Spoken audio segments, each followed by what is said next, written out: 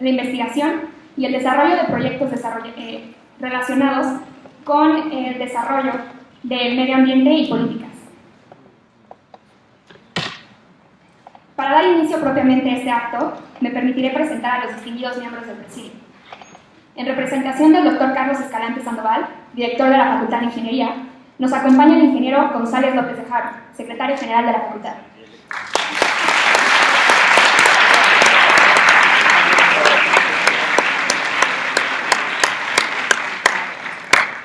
También nos acompañará el doctor Gabriel Ascanio Gasca, quien en unos momentos arribará al presidium, coordinador del programa de maestría y doctorado de ingeniería de la universidad.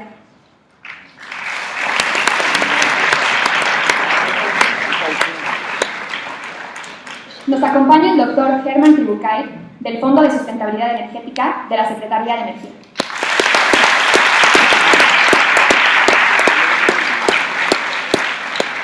También forma parte de la mesa Ariel Goldman Markovich, presidente de la SOEMA.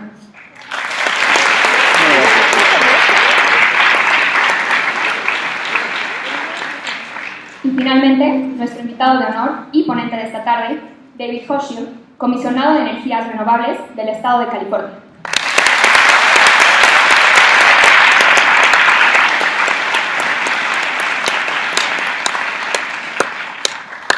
A continuación, le cedemos la palabra al Dr. Germán Tribucay, del Fondo de Sustentabilidad Energética de la Secretaría de Energía, quien nos trae un mensaje de interés para todos.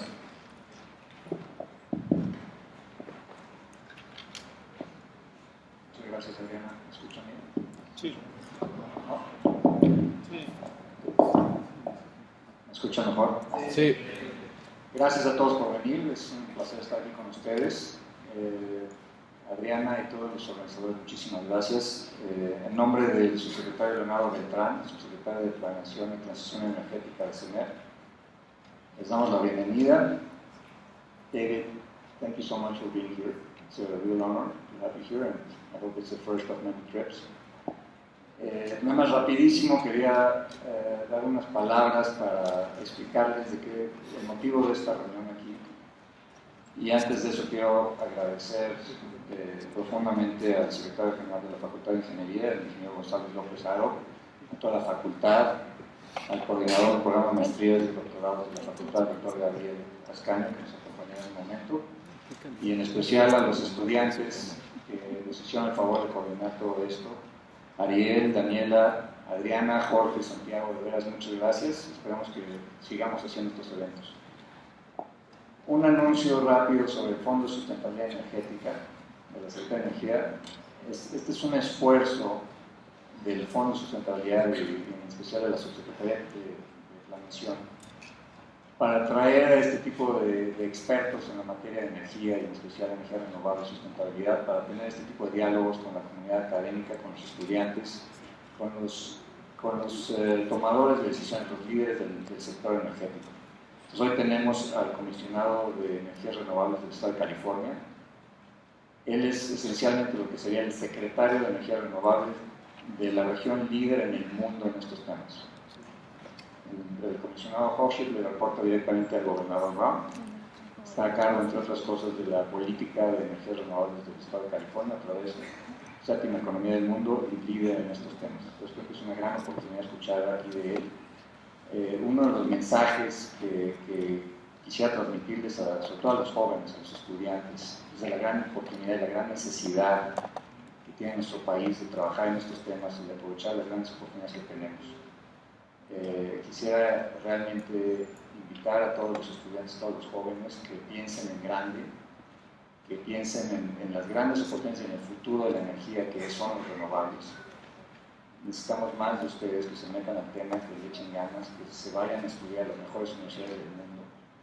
Parte de esto es inspirarlos a que piensen en grande, piensen en las oportunidades que hay. En este caso con los amigos de California, la Universidad de California, Berkeley, tiene el UCLA, también está Stanford, obviamente MIT, Harvard, las mejores universidades donde ustedes quieran estudiar lo pueden hacer, y espero que lo intenten, que no crean que no se puede. Estamos platicando con algunos de sus compañeros que lo difícil es que los acepten. Una vez aceptados no se tienen que preocupar por cómo se va a pagar. una vez aceptados en una buena universidad, existe el financiamiento, y los invito a que visiten la página del Fondo de Sustentabilidad, que es sustentabilidad.energia.gov.mx, que tiene un programa muy agresivo de becas para posgrados en energía y sustentabilidad. Se los digo personalmente, yo estudié economía en el ITAM y tuve la suerte de estudiar el doctorado en economía en la Universidad de Harvard. Yo no vengo de una familia rica, y mis papás no tuvieron que pagar por mis estudios. ¿Sí? Una vez que los aceptan, se puede financiar. Hay muchas opciones, como Conacid, en este caso con la sustentabilidad, becas por todos lados. ¿Qué tienen que hacer? Estudiar y prepararse para lograr y creer que lo pueden hacer. Necesitan tener un buen inglés, fundamental. El idioma de las ciencias el día de hoy es el inglés. Nos guste o no nos guste.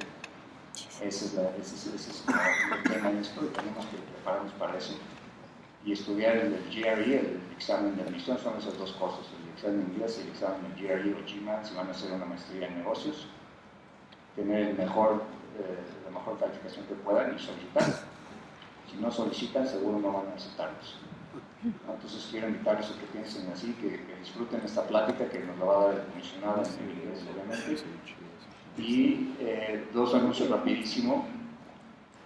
Ahorita seguramente lo va a decir el comisionado, pero él me dijo que está abierto a recibir preguntas durante su exposición. Entonces, si tienen alguna duda, si quieren preguntar algo sobre las láminas, por favor levanten su mano, tenemos micrófonos en los pasillos. Les pido que digan su nombre y qué es lo que hacen, si son estudiantes que estudian, y pueden hacer la pregunta en español. Si no se sienten cómodos en inglés, la traducimos. Si quieren hacerlo en inglés, mejor. Y por último, al final vamos a dejar mucho tiempo para preguntas y respuestas, para que vayan pensándolas, no tengan miedo de hablar, queremos escuchar a ustedes. Y la última cosa es que al final quisiéramos tener una foto con todos ustedes, todos los que quieran salir una foto con el comisionado Hochschild, tener una foto padrísima que podamos transmitir en California y en el mundo de lo que se está haciendo aquí, y la gran oportunidad que tenemos de colaborar para nuestro país, con nuestros vecinos de California, que compartimos una frontera enorme, compartimos una historia muy rica, compartimos familia, y el estado de California quiere trabajar con nosotros. Uno de los mensajes que trae el comisionado Hochschild es que California quiere construir puentes, no muros, con México. Es uno de los motivos que viene aquí en representación del gobernador Brown. Entonces, nada más, esas son mis palabras. Muchísimas gracias otra vez. David, you need to work on your Spanish. Thank you very much. Gracias a todos otra vez.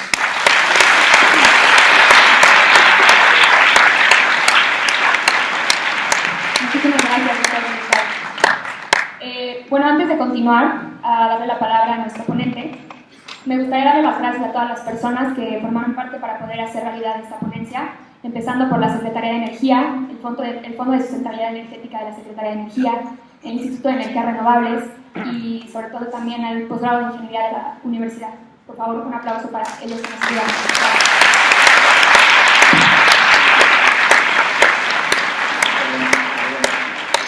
Me faltó reconocer a la Sociedad de Energía y Medio Ambiente, que son los que han liderado este esfuerzo con su presidente Ariel, y Adriana, y Daniela, y Jorge. Me parece increíble.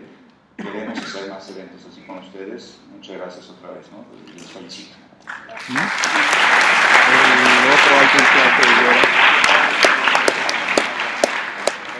Pasando a una breve semblanza de nuestro ponente, David Hochschild fue nombrado comisionado de energía renovable por el gobernador Jerry Brown en febrero de 2003.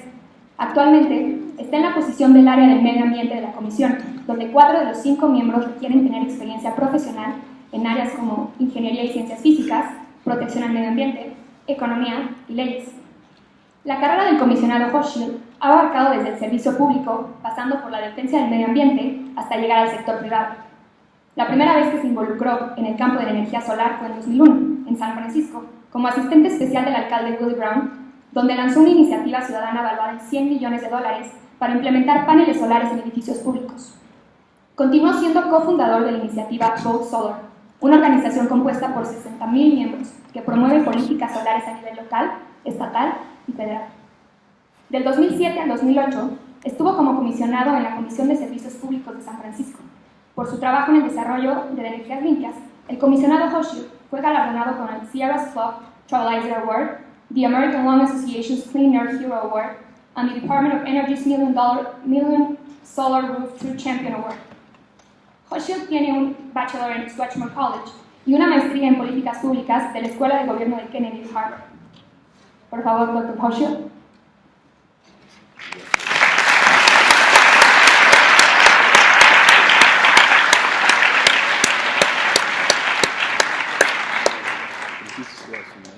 Buenas tardes, and good afternoon. Thank you for hosting me. Thank you to Daniela, Ariel, all the wonderful students and faculty here at this amazing university. I got a tour right before coming here, and I was asking the tour guide, so how much do you pay to go to the school? And she said 25 cents. So Americans would be very jealous about that. And I'm sorry not to be able to give this speech in Spanish. When I was a student, I had a choice in school between learning French or Spanish. But my parents spoke French to each other, and every year before my birthday and before Christmas, they would always discuss what presents they were going to get me in French.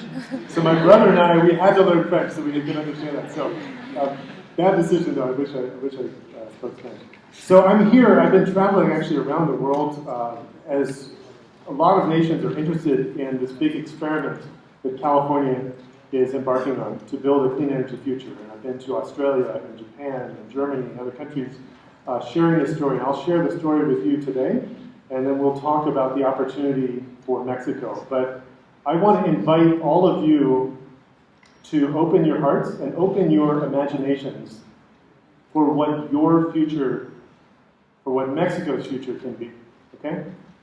So I want to just start as an American. I'm excited to be here. I want to start by apologizing for Donald Trump. I'm quite serious about that. Donald Trump does not speak for the United States. He does not speak for California. And the good news is he will not be elected President of the United States. Okay?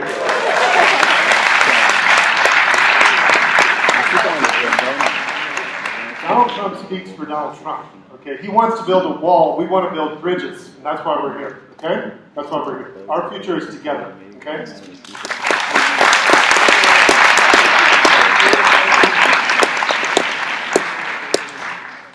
All right. So this is the choice I think that Mexico faces, and all of you face. Of what future do you want? Do you want the future on the left, or do you want the future on the right? Okay. And you guys, you're at the best university in Mexico. Okay. You're the best and the brightest. You guys are going to build your future. This is your choice. It's a choice you make. It's a choice you make. And you can change the direction you're going. And I want to tell you the story of how California has changed the direction. I actually want to start with the story of coal. So I've been in the energy business for 15 years. And when I was just starting in 2000, I went to a conference in Washington, D.C. on coal. And the guy told me, you know, coal is the past and coal is the future. We're going to have coal for 1,000 years. And you look at the history of coal, right? Coal has powered our world. This black rock has powered our world. The British Empire, you know, was built on coal power, right? Germany fought World War I and World War II. They wouldn't have been able to do that without coal, right? Coal has powered the United States. Coal has powered India and China. But coal is not the future. Okay, and here's what's happened. This is an amazing story. So if you go back to 2011, in the United States, coal was the majority of electricity generation in the United States, okay? And there were just 4 companies that provided the majority of that coal, all right? Peabody, Arch, Alpha, and Cloud Peak Energy, right? So their combined value was $32 billion, all right? So since 2011, it's fallen by 99%, okay? That is the steepest, the biggest decline in value in the history of the energy industry, okay? 3 of those 4 companies are bankrupt today, right? The majority of coal mines in the United States today are owned by companies in bankruptcy, okay? Coal is dying. The end of the coal era has begun, okay? And that's something we should applaud, okay? Because that's good for our future. And so you have to remember the people in the coal industry 10, 15 years ago, even as recently as 5 or 6 years ago, saying, no, coal's going to be here forever, 1,000 years, right? Not true. So here's what's coming. All right, in the United States, last year, the majority of new electric generation capacity, right, new power plants, came from renewable energy. The majority, 65%. Okay, so wind, solar, biomass. So fossil fuels, coal and gas, were the minority, right? So this changes. It's not. This might happen. This is last year. This is already happening. Okay. And you know, when California, in particular, California got out ahead on clean energy policy. 10 years ago, we started this big program to increase renewable energy. And the critics, do you guys know the Koch brothers? Is that the big oil billionaires in the United States who oppose renewable energy? And they fund a lot of organizations that criticize states that are doing renewable energy. So the critics said, okay, if California, you're crazy to do this. If you invest in renewable energy, 3 bad things are going to happen. Okay. Your electric grid is going to collapse. You're going to have blackouts because renewable energy is intermittent. Okay, that has not happened. We haven't had any blackouts. Your economy is going to collapse. Okay, so what's happened? California's economy has grown faster than the rest of the United States. All right, and they said unemployment is going to go up. People will be out of work. Right. So actually, we've cut unemployment in half in California. Okay, and so here's a good chart. This shows the gross domestic product of California, okay? And that's going up. Our population is going up, okay? But at the same time, emissions, greenhouse gas emissions are going down, and greenhouse gas emissions per capita, right, per person, are going down even steeper, okay? So the experiment is working, okay? So I got started in renewable energy in 1997. I worked for Nelson Mandela in South Africa. So this was 2.5 years after the end of apartheid, okay? So one of the first things that Mandela did when he came to power, I was working in a black township on the Eastern Cape, right? They had no postal stations. They couldn't send mail from one side to the other because the white government didn't want that. So he put in these remote postal stations where people could go and send mail, and they were lit up. They had solar panels on the roof, and they were lit up. It had a battery bank, and they were lit up. And at night, people gathered. And that's when I got excited, actually, about the potential of renewable energy and about the potential of solar energy in particular. And as I looked into it, I learned that every time demand for solar energy globally, every time demand for solar energy doubles, the price of a solar panel goes down by 20%. So what we need to do is create more demand to get solar cheaper, to get wind cheaper, right? And I got excited about the vision of taking solar energy from the smallest source of electricity generation to the largest source of electricity generation and making that transition happen in our lifetime. And that is precisely where I believe we're headed, okay? So I went home to San Francisco. I'm from San Francisco. And I worked for the mayor of San Francisco, Willie Brown. And there's a very funny story that I tell about Willie Brown. He is the only mayor in the United States that I know. He leaves his home phone number listed in the phone book. So anyone can call at home, which is crazy. Okay?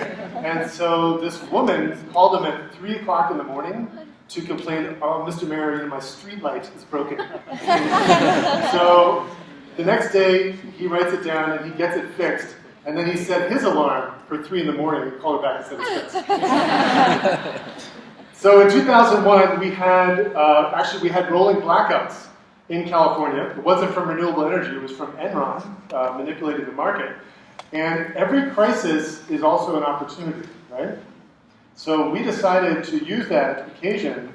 We put together a $100 million bond initiative for the voters of San Francisco to vote on to pay for solar panels on public buildings and energy efficiency. And so that's our biggest convention center, the Moscone Convention Center, which is now covered with solar. That was the largest solar roof in the United States when it was built. This is our airport, which is covered with solar, runs on solar power. That's City Hall, where our city government is, all solar powered, reservoir. And we had 2 power plants And usually when they build power plants, they don't build them in the wealthy neighborhoods, right? They build them in the poor neighborhoods. So both these power plants were in the poor neighborhoods. We got both of those shut down. Okay. I want to talk a little bit about federal subsidies for energy in the United States, because people often ask what I consider to be the wrong question about federal subsidies, which is, what is the subsidy this year? Okay. I think the right question is, what is the subsidy all in, right, since subsidies began? And in fact, there's basically, so we've been heavily subsidizing oil, coal, and gas for a long, long time, right? And there's basically three differences between subsidies, federal subsidies for renewable energy and federal subsidies for wind and solar. So the first difference is that the subsidies for example, oil have been around for almost 100 years. They've been around, and the second difference is that they're much more numerous. So there's many more subsidies for oil, gas, and coal. But the most important one is that subsidies for oil, for example, they don't expire. So they get a tax break every year, and it just continues. Whereas the subsidies for wind and solar, which were only put in place very recently, they keep expiring, and then you have to go get a vote of Congress to continue it. Right? So our wind and solar tax credits will last for another roughly 5 years, and then they're finished, right? Whereas the oil one continues. So everything that we're doing in California and other states like New York and Hawaii that are pushing on renewable energy, it's to level the playing field against what's been done wrong by our federal government on energy. Okay? Can people understand me? Does that make sense? Yes. I also want you to have a great sense of possibility about the change in technology that can happen. Raise your hand if you have an iPhone. How many of you? So maybe 20, 30% of the people. Okay, so this year, Apple is going to manufacture its 1 billionth iPhone. 1 billion, right? This technology did not exist 10 years ago, right? It was invented in 2007. And you think about what it is. It's a computer and a calendar and a stopwatch and a calculator and a flashlight and a map and a tape recorder and a notebook and a game box and a watch, camera, music, video camera, also a phone.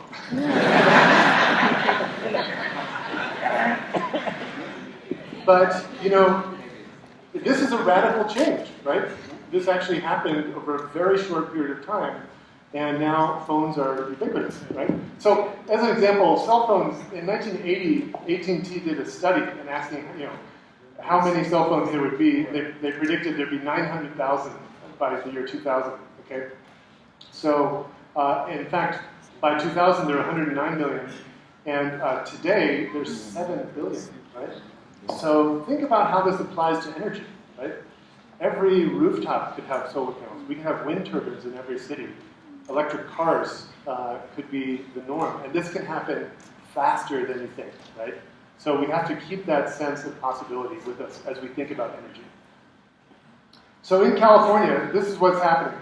We started out, our first law said, okay, we want 20% renewable energy by 2013. Because before that, we'd have been giving a little bit of incentives and for 1 year, then the incentive would stop. And we said, no, okay, we're going to have a long-term program. So back in 2002, they said, pass this law 20% by 2013. Then Governor Jerry Brown came into office in 2011. He signed this law, 33% renewable energy, which is wind, solar, geothermal, right, biomass, by 2020. Actually, that number does not include large hydro. So large hydro is extra. We only count hydro that's 30 megawatts and small. And then last year, we said, no, we want to go all the way to 50% renewables by 2030. And that law was carried by the strongest advocate for renewable energy in our legislature, who's Mexican-American, Senator Kevin De Leon. And he's a champion for renewable energy. That got signed into law. And if you think about it, it really flips the script, because when people think of solar and wind, they think of alternative energy, right? Actually, when you get to 50%, fossil fuels are the alternative energy. Renewables are mainstream, right? Yeah. So that's the law today. And if you look around the United States, California has installed more renewable energy than any other state in the United States. Texas is second because of wind. They've done actually a very good job of wind deployment in Texas. But it's working, and none of the myths that were propagated about California collapsing and falling off into the sea, that has not happened. And in fact, everyone wants to be in California. California is so crowded now because people are coming from all over the country to be there. So this is partly possible because we broke a record. I'd like to bring up this story. Roger Bannister was the first person in the world to run a mile in under 4 minutes. And people before that said that's not possible. The human body is not capable of doing that. So as soon as he did that, the next month, then the next person broke the record, right? And the same thing happened with the price of solar power. We broke 4 cents a kilowatt hour, which no one thought could happen last year. And I believe in Mexico, with the results of the most recent auction, now it's as low as 3.5 cents a kilowatt hour. That's cheaper than most new gas and all new coal, right? So that's where we are. Very exciting. And of course, the more the costs of solar panels come down, the more the market increases. I want to tell you a little bit about how my agency got started. So this is the 40th anniversary of the Energy Commission, and my agency was born out of a crisis. So 40 years ago, the demand for electricity was growing really fast, so 8% a year, and the state legislature did a study. Okay, where do we get all this electricity? And the answer came back, we have to build 40 nuclear plants. So we have an 800-mile coastline, that'd be 1 nuclear plant every 20 miles. And the legislature said, no, we're going to get serious about energy efficiency, we're going to get serious about renewable energy, and the Energy Commission was born with this mandate. And here's what happened. This red line shows the energy use in the United States. The Energy Commission started right here in 1975, and we set very strict standards for when you build a new home or a new commercial building, you have to meet very strict energy standards. You have to use energy efficient windows, energy efficient lighting, and when you buy a refrigerator and so on, it has to be very efficient. This is what happened. We got all this commercial, industrial, and residential savings, and now California uses half the energy per capita of the rest of the United States because of those, right? And if anyone wants these slides afterwards, I'm happy to share them. Okay? Here's an example of energy efficiency for the largest energy user in your house is typically your refrigerator. Okay, so this is the energy use of a refrigerator up until we put a standard in. We said to the whole refrigerator industry, you can't sell any refrigerators to our 40 million people in California unless you comply with these very strict efficiency standards, so you're not wasting energy. And the refrigerator industry said, no, that'll kill us. You know, we can't make it. Jobs are going to leave the state. Complete bullshit. Okay, this is what happened. The energy use plummeted. Okay, so the standards worked, and at the same time, the price of the refrigerator went down, not up. Okay, because they got to scale, and the size of the refrigerator went up. Right, so you have refrigerators that are more efficient, that cost less, and that are bigger. And it's a real example of where smart government policy can really make a difference that helps the environment and also saves people money on their electric bills, right? Another example is what happened with televisions. So in 2009, we put a standard into effect for televisions. And basically required televisions to cut their energy use in half. And if they didn't do that, they couldn't sell into California. Now, California is a big market, so they all want to sell into California. And that ended up saving $1 billion a year for California ratepayers. And because California is so large, what happens is a refrigerator manufacturer or a television manufacturer, they actually end up upgrading their manufacturing line for all of North America. So in many cases, we're setting an efficiency standard. We only have the legal authority to do it for California, but it benefits many other states. And the same thing for plug-in shavers. So it used to be until 2012, you have a shaver or you have a cell phone that's plugged into the wall, and when it's fully charged, it would continue to use a little bit of power because there's a 25-cent shutoff diode that the manufacturer doesn't want to pay for because they don't care. They don't pay the energy bill. We do. So we said, no, you can't sell that product without that diode. And that saves energy. That saves $300 million a year. So this is the example of things that are very below the surface. Most people, even in California, don't know about this stuff. But it adds up, and it means we have less polluting power plants as a result. So this is a chart from the US Department of Energy, and it shows what's happening with the price of wind. It's going down. This is all since 2008. Distributed solar, rooftop solar, utility scale solar, and battery costs, and LEDs. And so these technologies, these 5 technologies, I think of as the foundation of the clean energy future. And the exciting thing is they're all getting cheaper every year. So there literally has never been a better time to move towards clean energy. It's more affordable now than it ever has been. In California, the transition to renewable energy is actually happening much faster than people realize. So in 2008, we only had 12% of our electricity was from renewable sources. Today, we're over 25%, okay? And we're en route to get to 50%.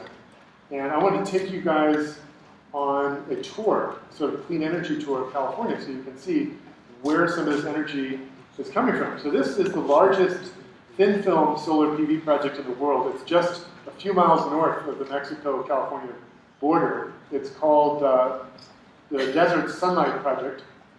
And it's 500 megawatts. So that's about half of the electricity use of a city like San Francisco. And what's interesting about it is that even over the course of the construction of this one project, there was all this innovation that happened. So when they built this project, they graded the whole site. They had to have bulldozers to scrape it down. That's a lot of money. That's 15% of the whole project cost, is just scraping it. And they figured out in the future how to avoid that cost. So big savings.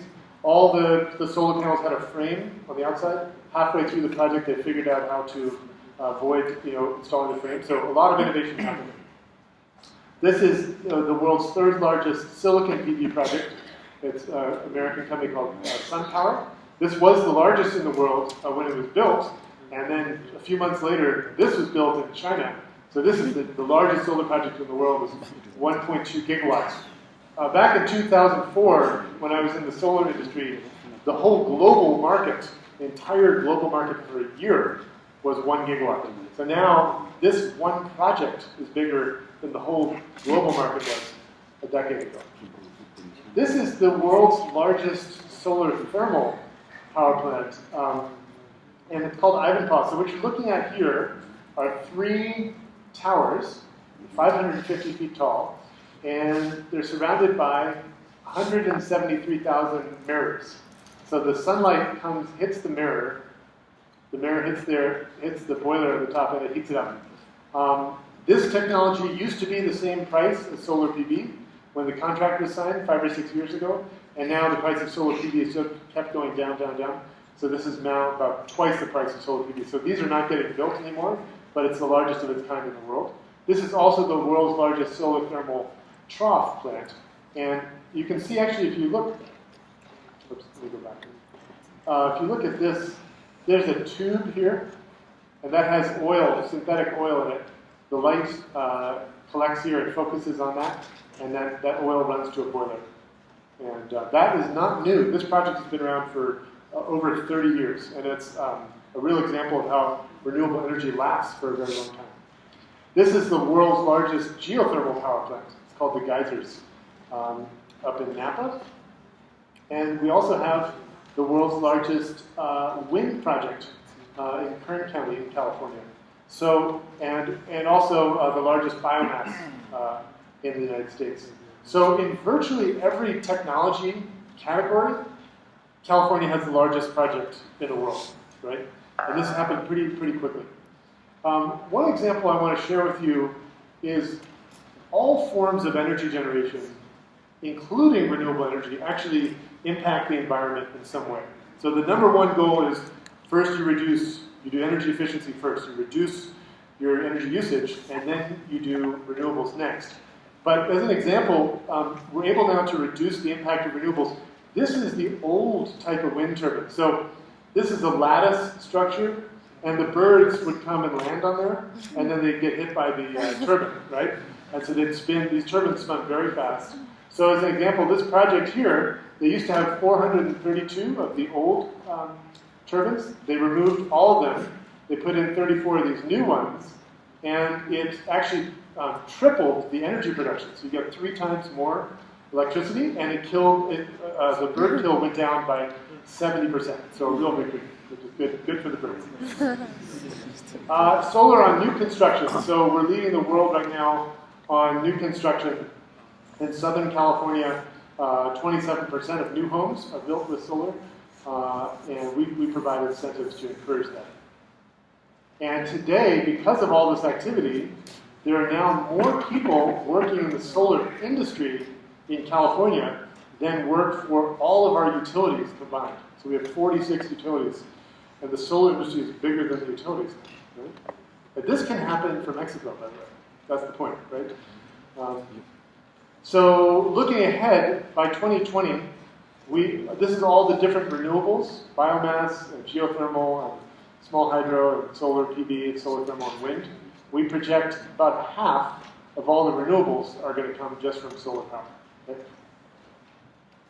And some cities have gotten out even ahead of the state. So this is a city called Lancaster, and they passed a law that said you can't build any building without solar. If you don't put solar in, you don't get to build a building, right? And when you do that, by the way, you build an energy-efficient home or a solar home, it also means people are more likely to be able to afford to live in the home and not default because your energy bills are lower, and so you have more money to make your payments on your house, right? In the United States now, we have over 1 million solar roofs. California has about half of these, so this would all be California. And here's some of the latest solar customers. So this is the White House. There's President Obama. This is the solar roof that he just put on the White House last year. Probably Donald Trump would want to take that off, but that's why we're not going to let him. And this is Governor Jerry Brown in California. That's the executive governor's mansion. And he just, 2 months ago, put solar on the roof of the governor's mansion. In California now, the largest manufacturing operation is an electric vehicle factory. So this is Tesla, where all the Tesla cars in the world are made. And it's an interesting story. Before it was the Tesla factory, it used to be a joint venture of General Motors and Toyota. And in 2010, they went out of business and they closed down. And they had 5,000 employees. Okay? And everyone said, okay, that's the end of car manufacturing in California. What are we going to do? Then Tesla came in, they bought the plant. They have 12,000 employees now. And in California, we have 200,000 electric vehicles on the road today. All right, and they're coming out in next year with a car that's going to cost about $25,000, which is a mainstream car, electric, all 100% electric. Right? And we're seeing a new trend as well of electrifying everything. So this is the new Tesla. This just got announced, called the Model 3. This just got introduced a couple weeks ago. And you have to sign up. You know, you have to put $1,000 down to make a deposit. And after it got introduced, I asked my wife, hey, can I do this? And she said, let me think about it. Anyway, it took her a week to give me permission to put the $1,000. And during that week, like 300,000 people signed up on the wait list before me. So now I have to wait like another couple of years before I get the car. But I did sign up for that. We have also funded, by the way, we gave them, the Energy Commission in California, we gave them $10 million for this manufacturing line. We've also funded this company, which is called Zero Motorcycles. So this is a 100% electric motorcycle. And this is a 100% electric battery bus, a company called Proterra. So they're in 13 different cities in California. And this is an electric bicycle. So I am like the slowest bicycle rider in the world. I'm like the last person you want on a bike race. And I have a 10-year-old daughter, and I was biking with her, and I got one of those attachments so she could ride on the back. And I'm biking, and I'm going up this hill, and there's a guy, I'm sure you have them in Mexico, who like dresses, he's biking, he looks like he's racing the Tour de France. He's got matching outfits. and he's going up this hill, and I passed him on the electric. He didn't know I was on an electric bike, so I felt great. So this trend towards electrification is where we need to go. The ultimate endpoint, the destination that I think we need to arrive at is where we actually electrify almost everything that's now powered with coal and gas and oil. And then you green that electricity to 100% renewables. Okay? So that's, to me, the ultimate goal where we're going. This is also happening in homes. In California, these are homes built by a builder in Los Angeles, no gas line. So it's only electric. And that saves about $4,000 a year from not having to pay for the pipe to bring gas into the house. And then when you get a solar roof that provides all your electricity, then you have no utility bill. Right? So I want to talk a little bit about the new economy. I just mentioned, I used Uber and Airbnb. Raise your hand if you've used Uber before. There's almost everybody, okay? And what about Airbnb? Has anyone used it? Okay, so a little bit fewer, but these companies, again, they didn't exist 5 years ago, and now they're two of the fastest growing companies in the world. And if you think about, and they're part of the new economy, right? And if you think about what is it that defines the new economy, it's decentralized. They rely on technology. So Uber, for example, you have to have a smartphone. No smartphone, no Uber, right? You can't yell at the Uber driver. So, and they grow very, very rapidly. And in all cases, there's very strong resistance to the incumbents. What's the word for incumbents in Spanish? For Las establecidos. Okay. So basically, there's very strong resistance from the companies whose business will be threatened by this, right? And that's also true in energy. But there's some very forward-thinking companies now, like Google and Facebook and Apple, which are all California-based companies. They've committed to get 100% of their electricity from renewable energy, right? And that's, I think, an example. I think a lot more companies are going to follow that path. When I look at, what are the other technologies of the future, that can be, that will be fast growing. I mean, this is an example. This is the Eiffel Tower. They actually have a wind turbine inside the Eiffel Tower that spins, a cylindrical wind turbine that spins. This is a company called View Glass. They make a window that you can adjust. You make it completely clear or completely dark. And that actually reduces the heat gain into a building and saves about 20% of your energy costs. I think that's the window of the future. They also have now technologies in water pipes to capture energy as water or wastewater is going through a pipe. And of course, electric vehicle charging. So there's a lot of innovation happening. And then with the military in California, we have actually 30 military bases. And these guys are actually doing fantastic stuff on renewable energy. So I've visited now 7 or 8 of the military bases. The Navy especially has a goal to get to 50% renewable energy by 2020. Remember, our state's goal is 50% by 2030, so the military is actually ahead of us. And we're now building high-speed rail in California, okay? And that will be powered 100% by renewable energy. So it's all electric, all renewable. It's going to go from Northern California to Southern California. And my prediction is, eventually it will go to Mexico City. All right? But this is a great example of what's possible.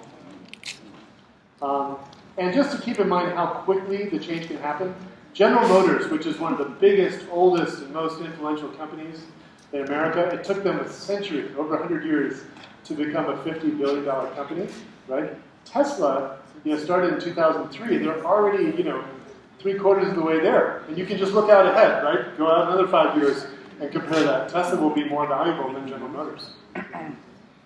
So I want to just close on a few success stories, because I think in this age of climate change and pollution, it can be easy to feel like you're losing hope, and you can almost like narrow your focus and not think big because these problems seem like they're not solvable.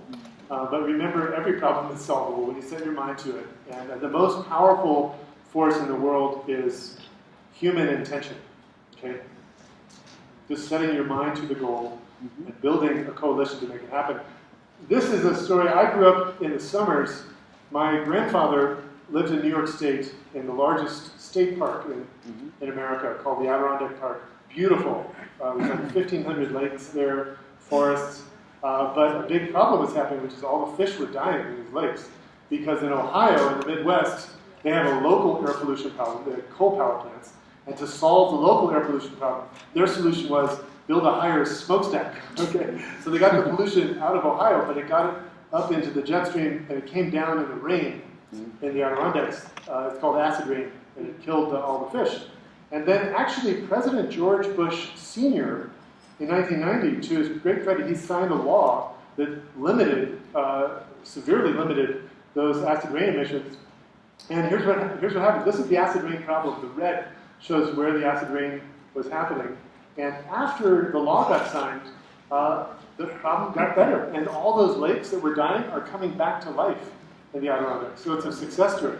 And the same thing is true with the ozone hole. You remember this hole that was, basically getting wider and wider because of these pollutants, chlorofluorocarbons, that were causing a hole in the ozone layer and exposing us to a risk of cancer, skin cancer. And so the world came together in 1987, and they signed the Montreal Protocol, which eliminated those pollutants. And now the ozone hole is on track to completely recover by 2050. Okay? So, but I think the analogy that's most appropriate, I think, for renewable energy is smoking, actually, in the United States. And I want to just tell you that story, and I'll close on this story. In World War II, we gave cigarettes to every American soldier every day. They get food and they get cigarettes. So a generation of men came home and they smoked. And smoking was everywhere. It was on our TV shows, on the cartoons. Doctors did ads for cigarettes. Our president smoked. Marilyn Monroe smoked. And then the truth came out that scientists found, hey, smoking causes cancer. And secondhand smoke, even if you're not smoking, but the person next to you is smoking, or you work in a restaurant where people are smoking, you can get cancer. And the response of the tobacco industry was very interesting, because they went from making one product, cigarettes, to making two products, cigarettes and gout. They made junk science. They put $100 million into all these fake studies saying, oh, no, smoking doesn't cause cancer, it's from other forms of pollution, it's something else. And so they were basically trying to hold on to their profits by denying the truth. And ultimately, the good news is the truth finally got out, and it got accepted by Congress, it got accepted by state legislators, and this is what happened. The smoking rate was close to half of America was smoking, right? And then after the science got accepted, all of these policies, health warnings on the packages, banning advertising on TV, right? Cigarette taxes increasing, banning smoking on airplanes, banning sales to minors, to young people, banning smoking in bars and restaurants, and so on and so forth. And today, we're down to 15%. Right? It's actually one of the biggest public health success stories in American history. And it's a function of policy, and that was ultimately because the science got accepted. And we're having the same debate on climate change right now. And many of the big fossil fuel companies are funding junk science to distort that truth, to prevent laws that are going to accelerate a transition to clean energy. But you guys can change that. So thank you very much. I'll stop with the questions.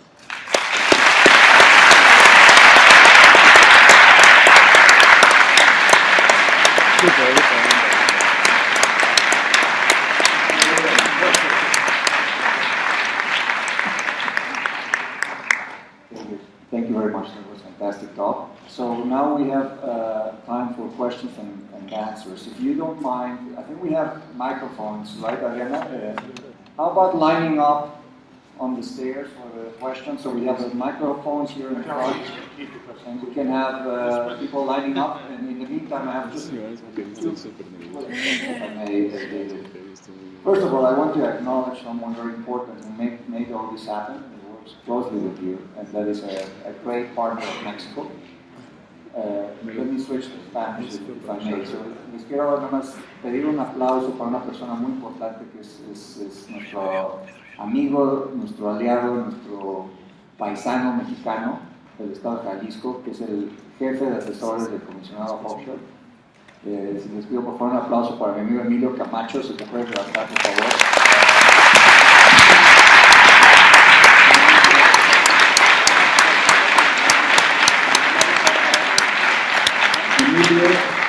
Emilio es otra de esas historias de éxito, es another success story, and I want to acknowledge that. Quiero darle el reconocimiento porque su labor es muy importante para esta colaboración, para tener a David aquí.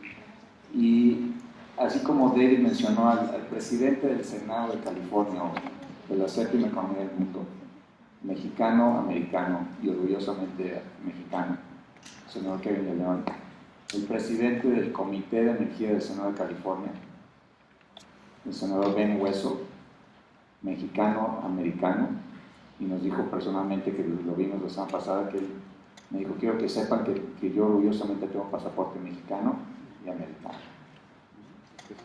Emilio es otro ejemplo que está trabajando allá con todo el interés de colaborar para el beneficio, por supuesto, de California, pero también de México.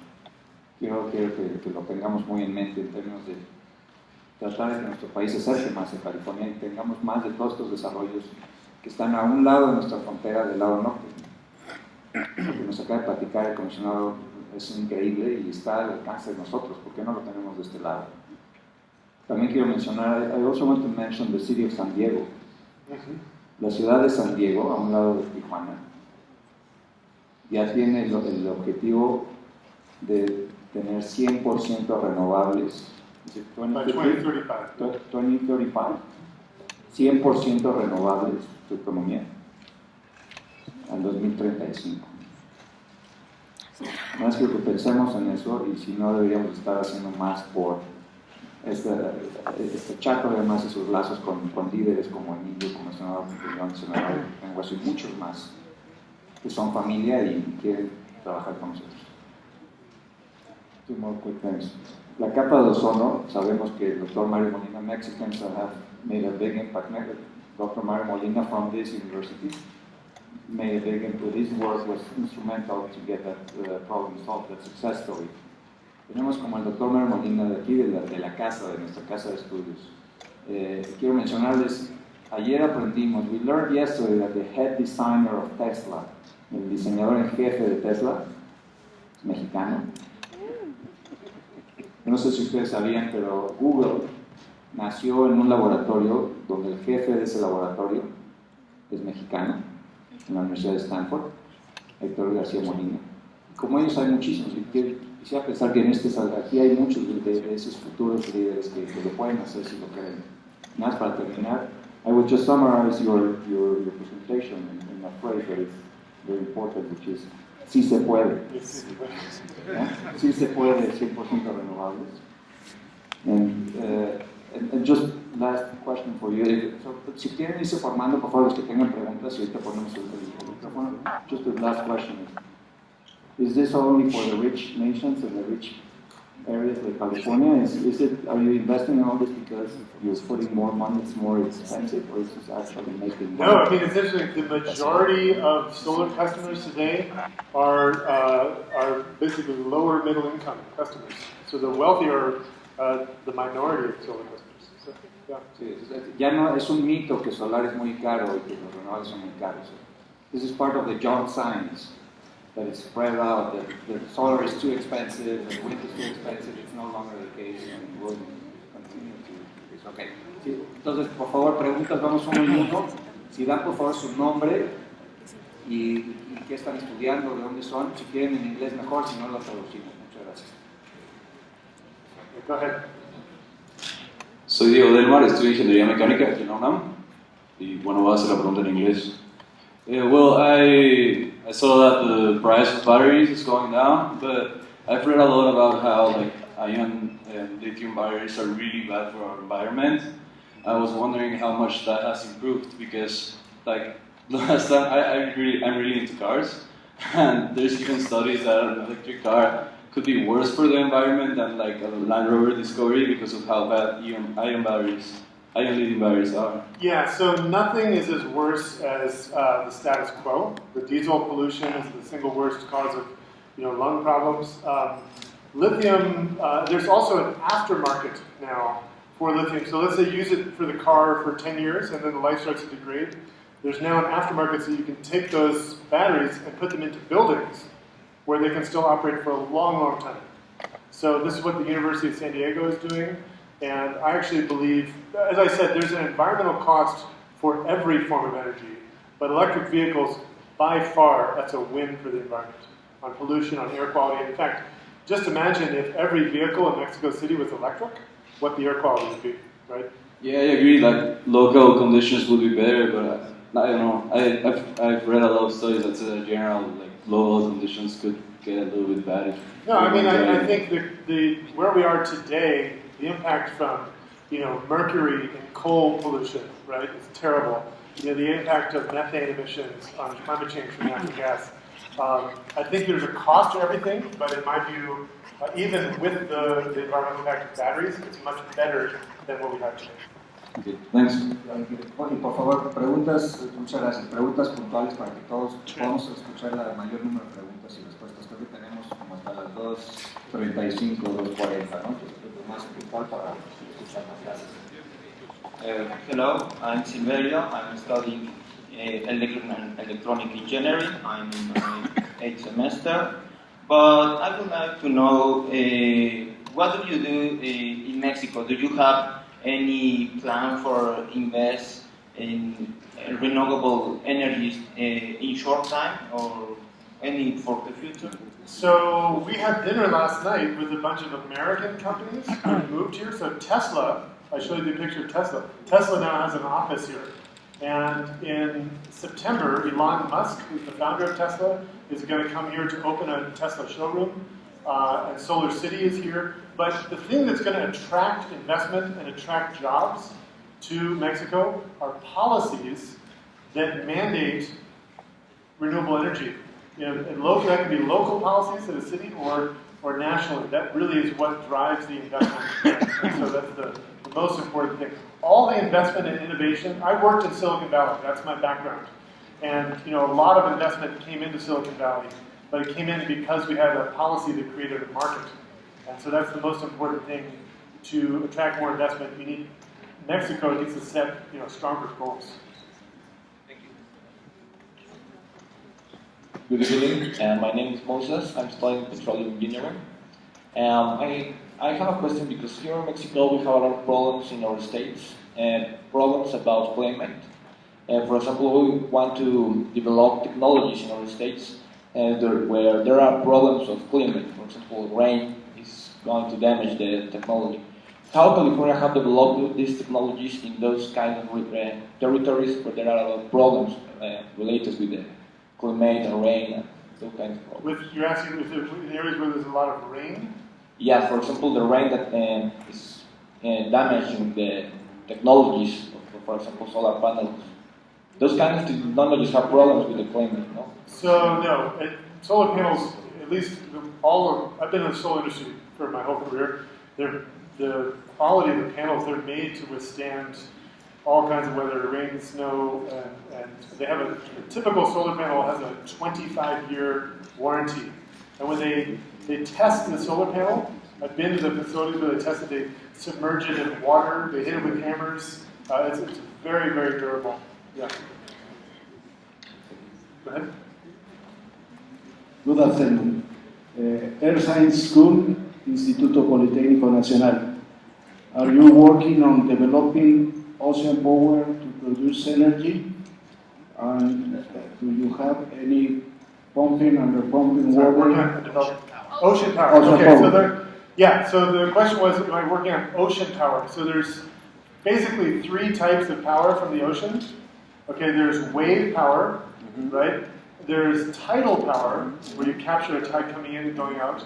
And then there's offshore wind power. So the first 2 are not really viable yet at scale, but the third, there's promise. They have a new technology for wind, where they take the wind turbine and they put it on a floating, like an oil rig. It floats, and they can put it way out, like 30 miles offshore, where you can't even see it from the shoreline. And then you just have an underwater cable. And so we have now the first offshore wind project has been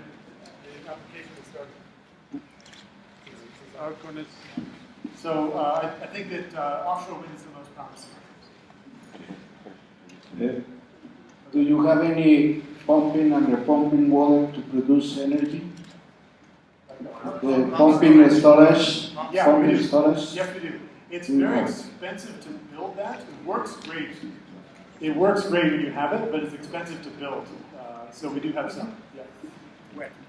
It's near, if you know Diablo Canyon Nuclear Plant, it's about a couple hours from there, called Helms Pump Storage. Yeah, yeah. San Luis Obispo. Yeah, go ahead. Hi, I'm Carlos Gil. I'm a owner. I'm a mechanical engineer. And I want to ask you about how can we change the mind of the people? I mean, I want to create a clean energy company that gives the people the opportunity to make his own clean energy. But I talk about this topic with my parents.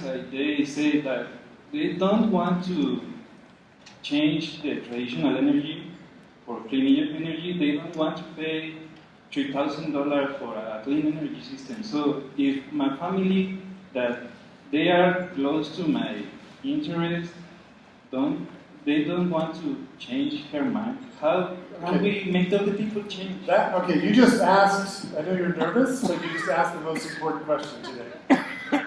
Okay, that's a very important question. How do we change people's minds? And first of all, it is possible for people to change their minds. I told the story of, in America, we just legalized gay marriage, so marriage equality is legal now. Now, 10 years ago, and by the way, 65% of Americans support that. You should be able to marry whoever you want. The government shouldn't be able to stop you. That public opinion changed over just, 7, 8, 10 years. And I think the same thing can happen with energy. The number one argument that I think works with people like your parents is health. Because they may not care about solar panels, but they care about the health of their children and grandchildren. And kids are getting sick and more likely to get cancer and lung disease from dirty air. And that's a fact. There's no doubt that that happens. And so you go to countries that have less air pollution and the children are healthier. Okay?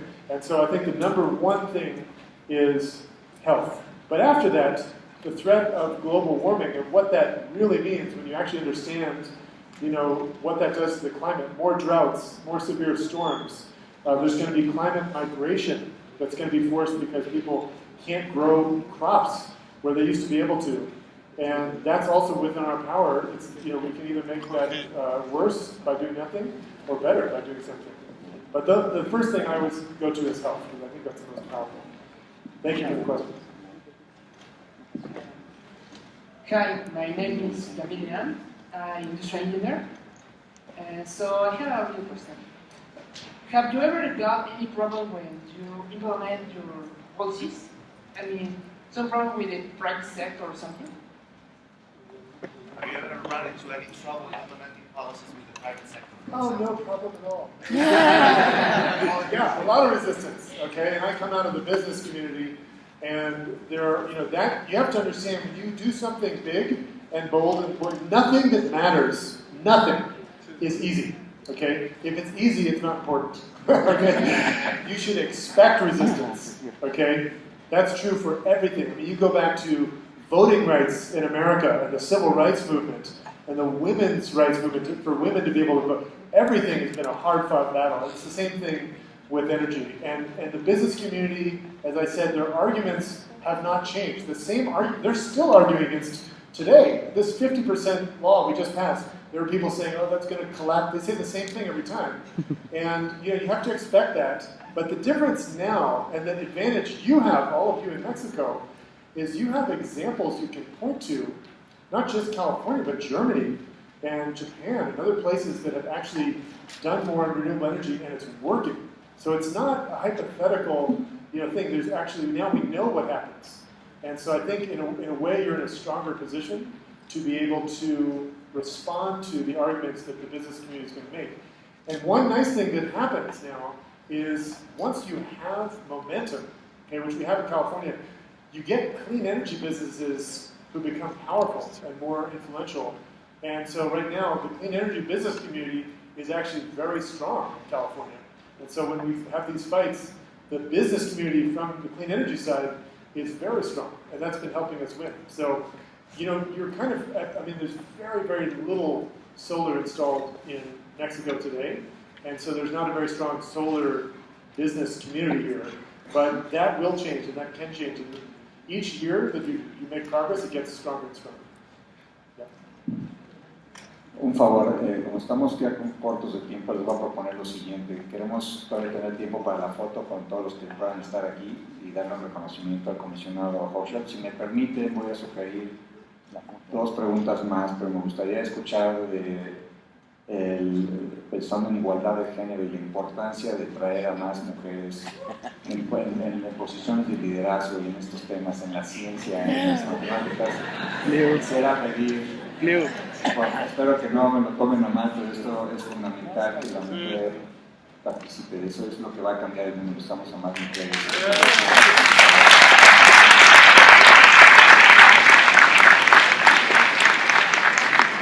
Para dejar bien claro el mensaje. Entonces, por favor, ustedes dos se presentan y luego los invito a que pasen, los que tengan más preguntas, los invito a que pasen después a saludar al comisionado, nos tomamos la foto, le damos un reconocimiento y un aplauso también para terminar. Muchas gracias.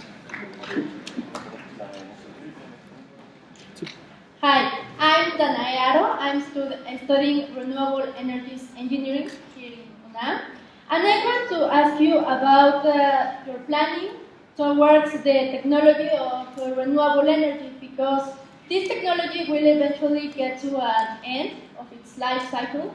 So what are you planning to do with all that residues? How are you planning to treat them, or make some sort of policy that tells these companies how to deal with this? Because this is a growing business, we are having a lot of innovation, and innovation means changing. So what are you planning to do? So the question was about what happens at the end of the life of a wind turbine or solar panel. And the good news is that those materials are recyclable, so it's metal mostly for wind, and silicon for solar panels. So you don't have a lot of harmful chemicals in there. You know, you talk about nuclear plants, for example. All right, so we built in California 5 nuclear plants. 5. Now we shut down 4 of them. That's costing $10 billion to restore those sites, and they still don't know what to do with the waste. And so that every site where there was a nuclear plant, now we have soldiers guarding that to prevent terrorists coming in to take the nuclear material. Right? So this becomes expensive and it's dangerous. Renewables don't have that problem. They can, for the most part, be recycled, wind and solar in particular. But they have a very long life cycle. So the warranty on solar panels today is 25 years, but there have been solar panels in operation for over 50 years continuously. And I think the stuff that we're building now is longer lasting than it used to be. So I think as you compare to other technologies, renewables I think are easier to deal with at the end of their life. Okay, I think this is the last question. Hello, I also need to work on my Spanish. My name is Julia. I'm a graduate from the University of Waterloo in engineering. And my question is, looking ahead in Mexico, you talked about subsidies. What kind of subsidy tools, maybe in your experience or in other jurisdictions, do you recommend for Mexicans looking to stimulate the development of renewable energy? Yeah, that's a great question. So the single most important thing, I think, from a policy perspective, is don't do the short term. Don't do 1-year policy or 2-year. Do a 10-year policy or 15-year policy. We just passed this 50% renewable by 2030. Okay, so that's 15 years out. And what happens when you do that is investors respond. So they know there's going to be a market for solar and wind and geothermal, and they take more risks. They put more money in because they have certainty there will be a market there. And the money that comes in funds innovation. And so the cost of renewable energy comes down by 3 things: innovation, automation, and scale, getting really big. And so all 3 of those things happen when you have a long-term policy. That's the #1 lesson. Don't do short-term policies. Have a long-term mandate. I think the law that we have, just mandating every utility to buy a certain percentage from renewable energy has worked really, really well. And we have more clean tech investment coming into the state of California than all of Europe and all of China combined. So California is really like the clean energy capital of the world, but because of that long-term policy. All right, thank you all so much. I think we're going to do a quick.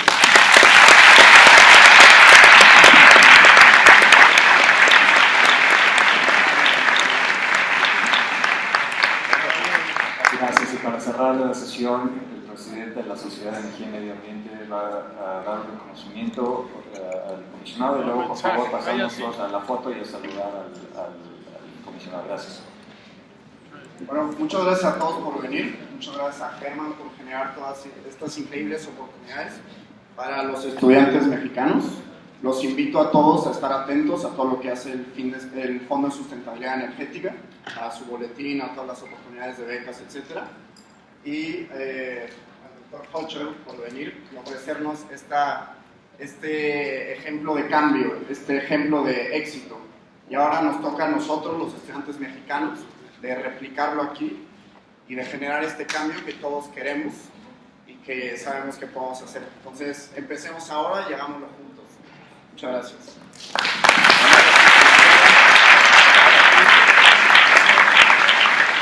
Ahora, le quiero pedir a todos los miembros de la SOEMA que suban para el reconocimiento al doctor Hochschild, por favor. Y los invito también a buscar lo que hacemos en nuestras redes sociales, Sociedad, Energía y Medio Ambiente. Estamos haciendo proyectos como este todo el tiempo. Muchas gracias.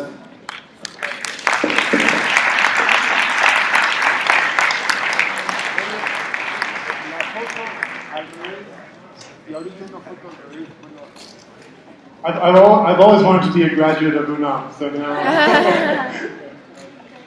La foto con la Sociedad de Energía y Medio Ambiente y luego con todos, una vez que tomamos la foto, por favor. Sigan aquí a las instrucciones del fotógrafo, por favor, vengan pasando, ahorita nos vamos a tomar una foto aquí todos. Bien, primero que se toman la foto y ahorita venimos, se pueden ir viniendo aquí al frente, vamos a estar todos juntos de alguna forma como nos diga el fotógrafo. 1, 2, 3. Ahora para aquí. Muy bien, ahora.